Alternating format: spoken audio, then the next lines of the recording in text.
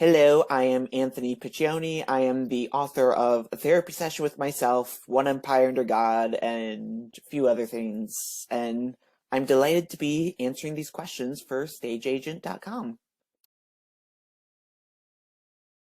So I started out like as an actor when it comes to theater. It was a high school drama club performance at the time. It was just like a social outlet, so to speak. But like I'd been writing since I was 7 years old. At least that's as far back as I can remember. Like it started. I always like to say it started back with like really bad Star Wars fan fiction. Maybe some of my more recent writing like is reflective of the whole Star Warsy influence. Like that last play I've done as this recording. But so I've been writing and I had been acting since I was a teenager, but it wasn't until I got to college that I really realized that playwriting was a big thing for me. Like I dabbled a bit, but I remember I took a playwriting class when I was in college, and it occurred to me in that moment that this is what I really want to do, because like I was kind of not sure whether I wanted to stick with acting or not. I'd changed my theater major to an English major for a semester, changed it to a communications major for like a week, and my two writing mentors were still English and communications professors, respectively, because that's who taught script writing classes at my college. And yeah, like I just remember loving those classes so much, and because of my background in theater, I've always been kind of inclined to write first and foremost for live theater. Like I've written some themes for like film too, and I'm sure I still will, but it's taken me this far, and it's what inspired me to keep writing plays. So the first play I ever wrote was actually my senior year of high school. It was for a class assignment, to write a short play. It was a pretty open-ended theme for my drama class senior year of high school, and it was a short play called Text Messages, which, and keep in mind, this was like 2011, so like it was basically just text message lingo, like abbreviated, like old school text message lingo between two people who are texting back and forth. And even back then, like I like to think I was still kind of experimental in that sense. Like I don't know if it'll ever be produced. I've never even tried to get it produced. I would need to polish it first. But like, that's the first thing I wrote. Like after that, like before the playwriting class, I wrote another short play called, I hate the title of it to this day, Reflections of a Unique Writer, that tells you just how full of myself I was back then. It definitely. But even that, it sort of became the basis for A Therapy Session with Myself, my first full-length play produced in New York. Like, it's still on simplyscripts.com if anyone wants to read it and see, like, if they want to connect the dots, so to speak. Like, I don't recommend it because it's poorly written, but there's that. The first, but like, neither of those two plays were ever produced, keep in mind. The first play of mine to ever been produced was a short play called The Good, the Bad, and the Stupid, which was a dark comedy with an angel and a devil fighting each other, literally. And that was at Playhouse on Park in Connecticut for the 24-hour play festival. And then came The End of the Line at the End, which was my first short play in New York, and that was 2016. So I've been thinking about this a lot recently because with some early career exceptions, like I think what ties all my work together, like as I've been thinking about it more and more, is that it's all very message driven. So for example, like Therapy Session with Myself, it was kind of like my psychological statement, like almost like a self-analytical way of looking at mental health and neurodiversity, because I have anxiety, I'm on the autism spectrum, and I have the most frustrating diagnosis, which is a mood disorder not otherwise specified. And look, I'm still keeping those in check today and for myself, and I'm trying my best through my other projects to raise awareness for that.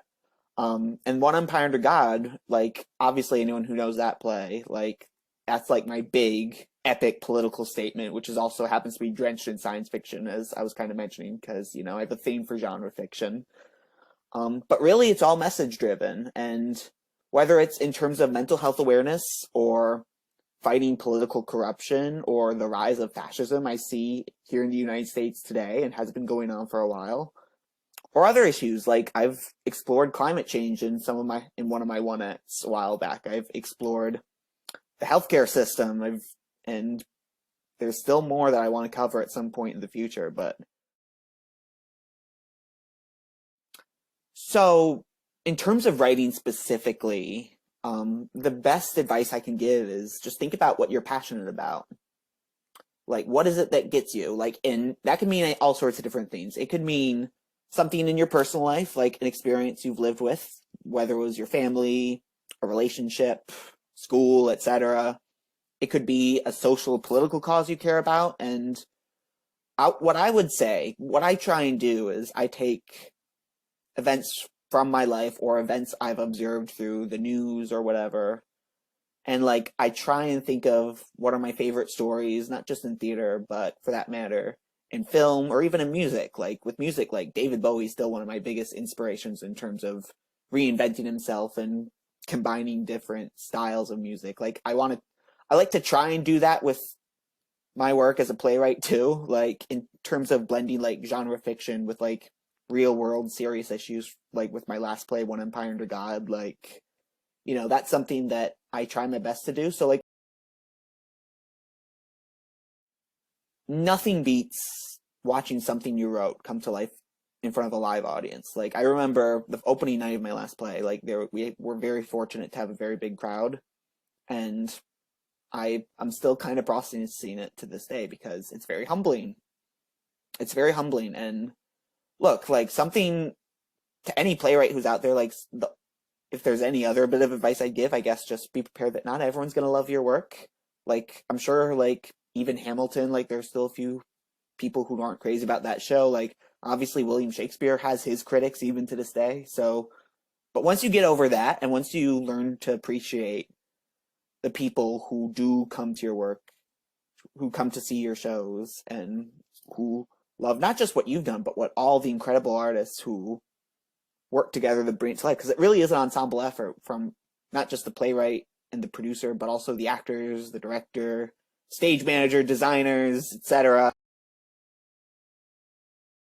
So, as of this recording, like I just finished a rough draft of my next full-length play, which is probably the darkest play and the scariest play I've written. Like it's very rooted in hyper-realism. Like I don't want to say too much more about it now, but my last two full-length plays, like, in addition to all my shorter one-act plays and such, like, as I said, Therapy Session with Myself had a lot of more psychological elements to it. One Empire Under God, very politically charged.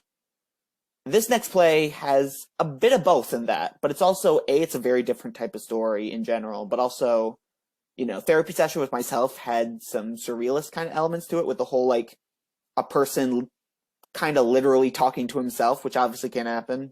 Like, don't get me wrong, I've never actually seen myself come to life in front of my eyes. That didn't really happen. That's the only part of that play that didn't really happen, by the way.